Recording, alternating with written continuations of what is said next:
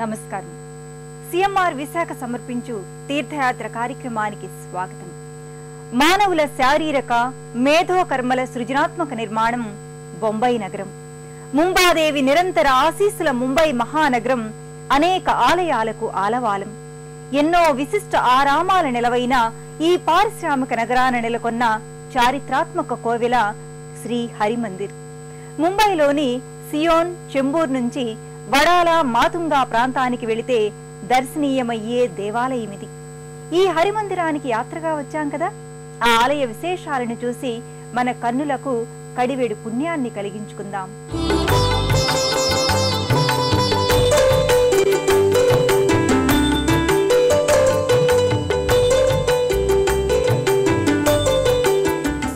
ముంబాదేవి నీడలో అంచెలంచెలుగా ఎదిగిన ముంబై మహానగరి అనేక ఆలయాల లోగిలి. మనుజుల అలుపెరుగని కర్మల ఫలరూపమై ప్రపంచ వాణిజ్య లోకాన తారాపథంలో నిలిచిన నగర జీవుల హడావుడి బ్రతుకులకు కాస్తంత స్వాంతనం, ఆధ్యాత్మిక వివేచనం. అందుకేనేమో ఇంగితానికి దైవభక్తిని హత్తేలా ఇరుకిరుకు భవంతుల మధ్య దేవాలయాలు వెలిశాయి. ఓ చారిత్రాత్మక నేపథ్యంలో ఒక ఆపన్న సమూహానికి బాసటగా నిలిచిన ఆరామం, సకల దేవతా సమాహారం గుర్తేజ్ బహదూర్ నగర్లో వెలిసిన ఈ హరిమందిర్. శ్రమజీవుల స్వేదధారల అభిషేకంతో నిర్మితమైన ఆకాశ హర్మ్యాల పారిశ్రామిక వాడల మహానగరం ముంబై. ఈ మహా ముంబై నగరిలో అర్ధశతాబ్దం క్రితం నెలకొన్న ఓ అపురూప ఆరామం, రాముడు, కృష్ణుడు, వారితో పాటు శైవ శక్తిమాతల ఆలయం హరిమందిరం.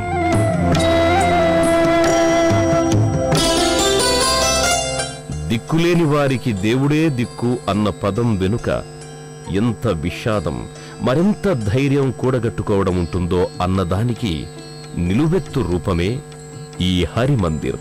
ప్రాణాలరచేత పట్టుకొని, ఆకలిని కడుపులో పొదుపుకొని, పట్టెడన్నం కోసం పాకిస్తాన్ నుంచి భరత భూభాగపు ముంబైకి కాలినడకన వచ్చిన పంజాబీ ప్రవాసితుల భక్తి విశ్వాసాలతో నిలబడ్డ ఈ మందిరం హరిమందిరం.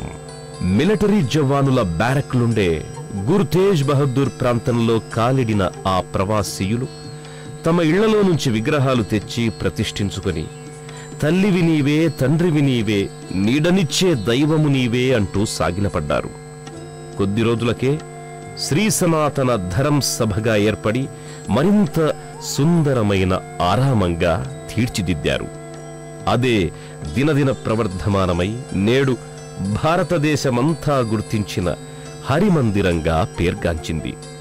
శ్రీరాముణ్ణి, శ్రీకృష్ణుణ్ణి ప్రధాన దేవుళ్లుగా, మూలమూర్తులుగా ప్రతిష్ఠించుకొని నిత్య ధూపదీప నైవేద్యాలతో, నిత్యోత్సవ, మాసోత్సవ, వార్షికోత్సవాలతో ఓ అద్భుత దర్శనీయ స్థలిగా ఈ మందిరం వెలుగొందుతోంది.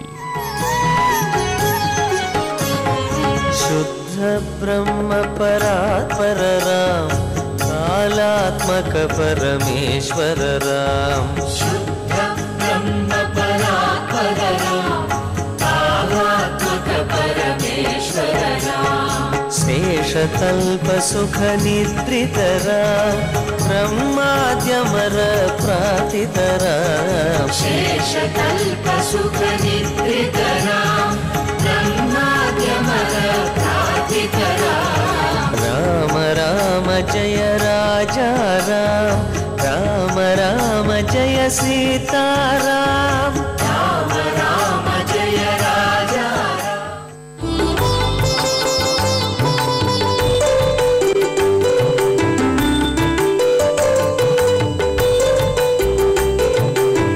త్రేతాయుగము, ద్వాపరయుగము జంటగా ఆవిష్కారమయ్యాయా అన్న భావన కలిగించేట్లుగా ఈ హరిమందిర గర్భాలయం శోభిల్లుతుంది.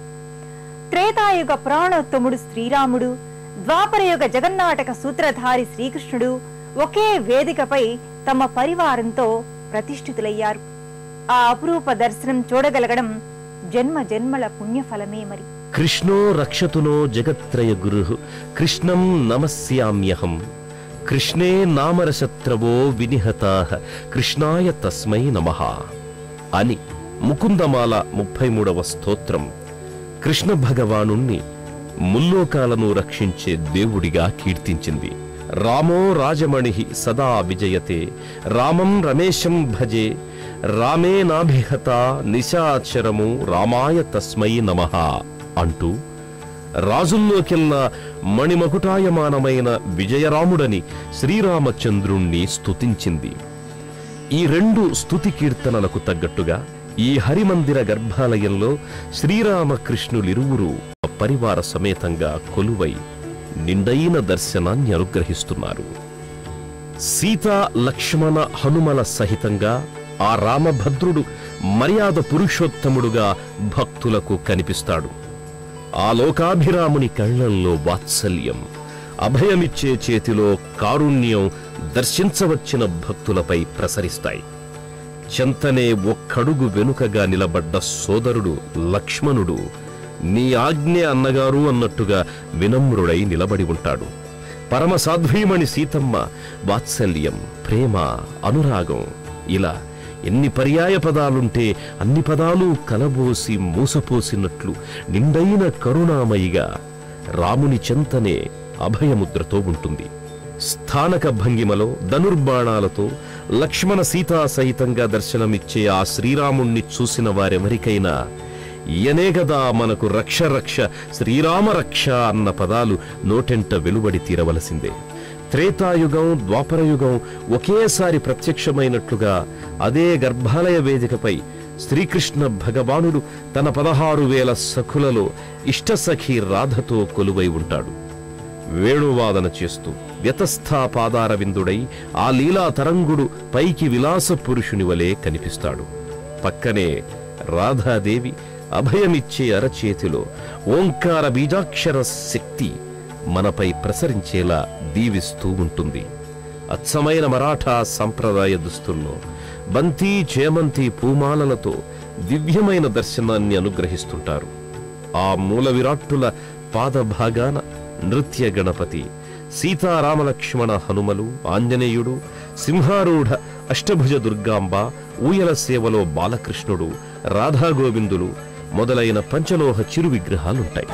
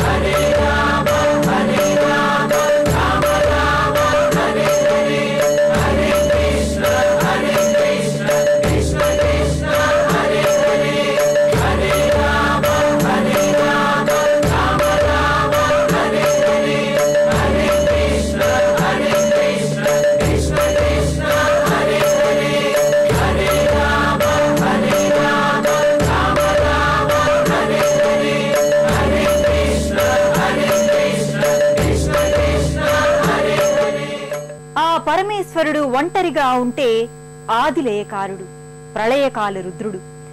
ఢమఢమ ఢమరుక నాదాల, భంభం శంఖానాదాల, జణు జణుత నట్టు వాంగాల తాండవ నటరాజుడు. అదే శంకరుడు పార్వతి పక్కన ఉంటే ఆది దంపతులవుతారు. జగతః పితరౌ వందే పార్వతీ పరమేశ్వరం అవుతారు.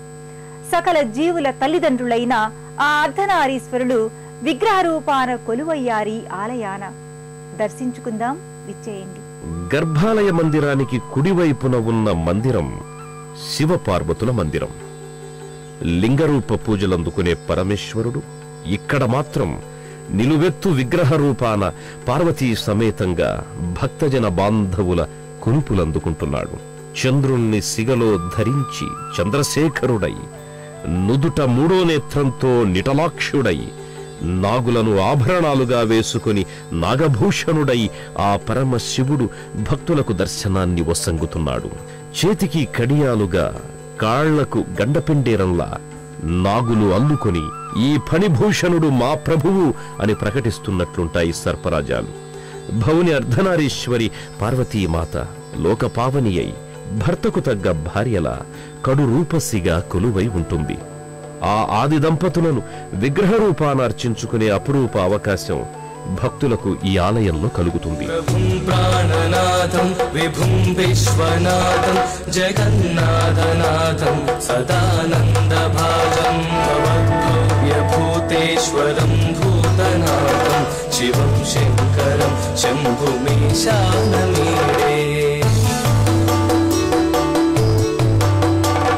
గళేరుండమాలం తనం సర్పజాలం మహాకాలకాలం గణేశాదిపాలం. చారిత్రాత్మకమైన ఈ ఆలయ ప్రాంగణాన శైవ వైష్ణవ దేవదేవుళ్లే కాదు, జగన్మాత ఆది పరాశక్తి అంశావతారాలు కూడా కొలువుదీరి భక్తుల పూజలందుకుంటున్నాయి.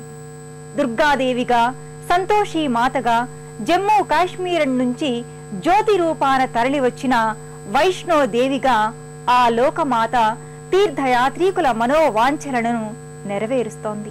యాదేవి సర్వభూతేషు శక్తిరూపేణ సంస్థిత నమస్తస్త్యై నమస్తస్త్యై నమో నమః. సర్వజీవులకు శక్తినిచ్చి కాపాడే శక్తిమాత దుర్గాదేవిగా భయద సౌందర్య రూపాన దర్శనమిస్తుంది అమ్మ. దుష్టులను దునుమాడ భయద స్వరూపిణిగా, శిష్టులను బ్రోచేందుకు సౌందర్య స్వరూపిణి ఆ జగదంబ.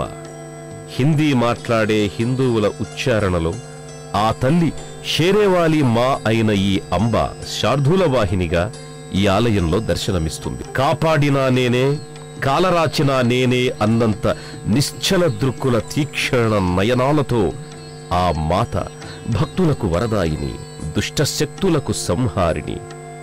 ఆ మాత పక్కనే సకల సంతోషాలను కలుగజేసి జీవితాలను ఆనందమయం చేసే సంతోషి మాత అన్నపాత్రతో మన అన్నపూర్ణయేనా ఈమె అన్నట్టుంటుంది.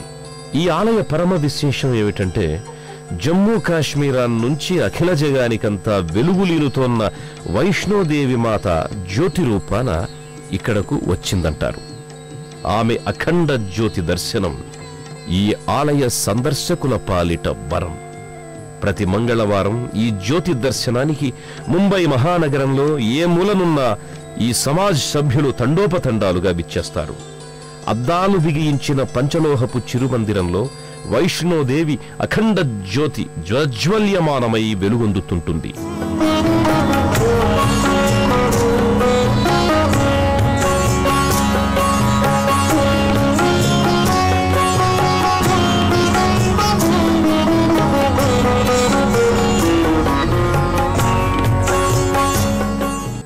అరేబియా సముద్ర తీరాన అవతరించిన ఈ ఆరామం దైవ దర్శనాలే కాదు, అపారమైన పురాణ గాథలను, ప్రసిద్ధ వృత్తాంతాలను శిల్పలిపిలో చెబుతున్నాయా అన్నంతగా కళ్ల ముందు ఆవిష్కరిస్తాయి.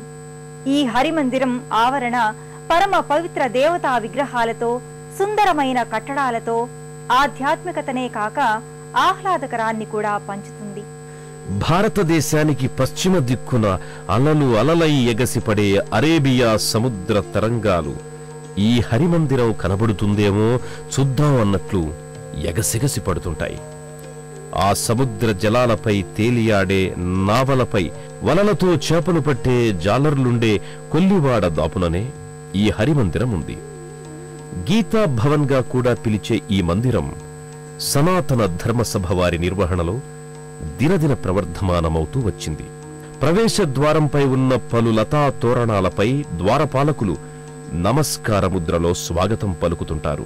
ఆ స్వాగత ద్వారం పక్కనే తెల్లని పానవట్టంపై ఓ నల్లని శివలింగం నంది, విఘ్నేశ్వర, పార్వతి, బ్రహ్మదేవాదులు అర్చిస్తున్నట్లుగా ఉంటుంది. ఆ శివలింగానికి భక్తులు అభిషేకాలు చేసి ఆలయ ప్రవేశం చేస్తారా అన్నట్లు అభిషేక పాత్రల వరుసలు కనిపిస్తాయి. ఈ గీతామందిర గోపురాలు నాగర శైలిలో నిటారుగా ఉండే రీతిలో ఉంటాయి. ఈ గోపురాలకు జతగా నిలబడినట్లుండే ధ్వజస్తంభం చిరుగంటల యుక్తంగా ఉంటుంది. సర్వదేవతామయంగా అలరారే ఈ మందిరంలో గర్భాలయానికి ఇరువైపులా కుడి ఎడమల కుడ్య మందిరాలలో గణపతి ఒకవైపు, ఆంజనేయుడు మరోవైపు ప్రతిమారూపులై ఉంటారు. పాలరాతి గణపతి మూర్తి చతుర్భుజాలతో మోదకం, పుష్పం, పాశం, గొడ్డలి, 3 చేతుల్లో ఉండగా 4వ చేయి అభయమిస్తూ ఉంటుంది. మరోవైపు గోడ మందిరంలో సంజీవిని పర్వతాన్ని ఎత్తిపట్టి లంఘించే భంగిమలో హనుమంతుడు చక్కటి దర్శనాన్నిస్తున్నాడు. గర్భాలయాల వలె అలరారుతున్న 3 మందిరాలకు ఉన్న ప్రదక్షిణా మార్గమంతా బహుశిల్పమయమై ఉంటుంది. గర్భాలయాల గోడలకు వరుసగా ఉండే శిల్ప సముదాయాలు అద్భుతమైన రామాయణ గాథను కళ్లకు కట్టినట్లు శిల్పలిపిలో చెబుతుంటాయి.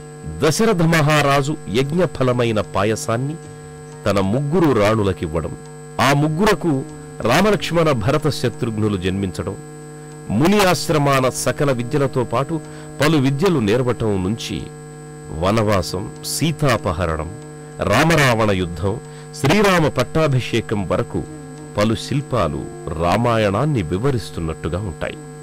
ఆ ఆలయ ప్రాంగణంలో ఎక్కడ చూసినా ఎంతో పవిత్రమైన దేవీదేవతల మూర్తులు అందంగా అమరి ఉంటాయి.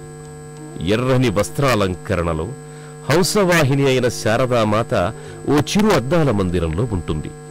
మొసలిపై స్థానక భంగిమలో ఉన్న మాత యమున చిరు విగ్రహం, గంగామాత విగ్రహాలు సందర్శకులను విశేషంగా ఆకర్షిస్తాయి. త్రిముఖ గాయత్రీమాత కూడా ఈ ఆలయ ఆవరణలో ఆరాధ్య దైవంలా కొలువుదీరి భక్తుల పూజలందుకుంటోంది.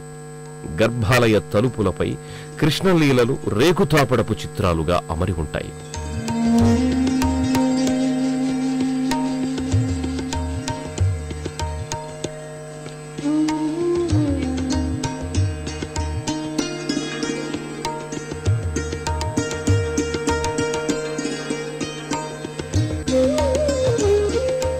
ఆలయమంతా భక్తజనుల కీర్తనలు, భజనలతో మారుమ్రోగుతూ హారతి వేళ వరకు కోలాహలంగా ఉంటుంది.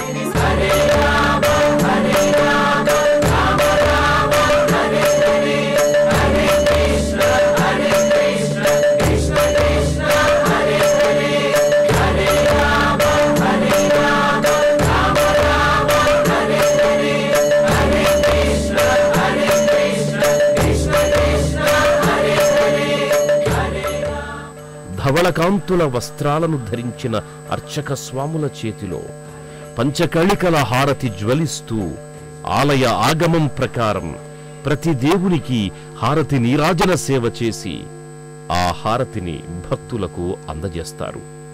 తీర్థప్రసాదాలను వితరణ చేసి మీ తీర్థయాత్రా ఫలం అందుకోమంటారు అర్చక స్వాములు. ఎంతటి పుణ్యాన్ని మాకు వసంగ్యావయ్యా దేవదేవా అంటూ మరోసారి స్వామికి తృప్తిగా మొక్కుకొని సంతృప్తానంద హృదయులైన భక్తులు తమ తమ నెలవులకు మరలి వెళతారు.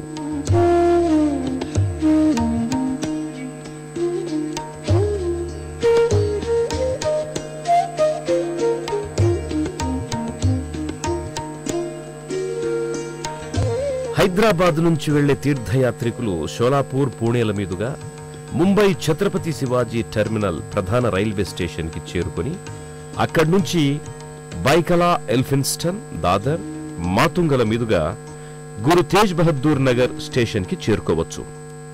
ఈ ఆలయ సందర్శనానికి వచ్చి హరి ఓం అంటే విష్ణు దేవదేవుళ్ళు, హరహర మహాదేవ అంటే శైవదేవుళ్ళు, అంబా జగదంబ అంటే శక్తిమాతలు తమ అపార కరుణను మనపై ప్రసరింపజేస్తారు. ఎంతో దూర తీరం నుంచి వచ్చి ఈ ఆలయాన్ని, ఇంతమంది దేవుళ్లను నెలకొల్పిన వారికింత చల్లని నీడను, చక్కని జీవితాలను ఇచ్చిన ఆ భగవంతుడు మనల్ని కూడా దీవిస్తాడని ఆశిద్దాం. మరో తీర్థయాత్రలో మళ్ళీ కలుసుకుందాం. అంతవరకు సెలవు. నమస్కారం.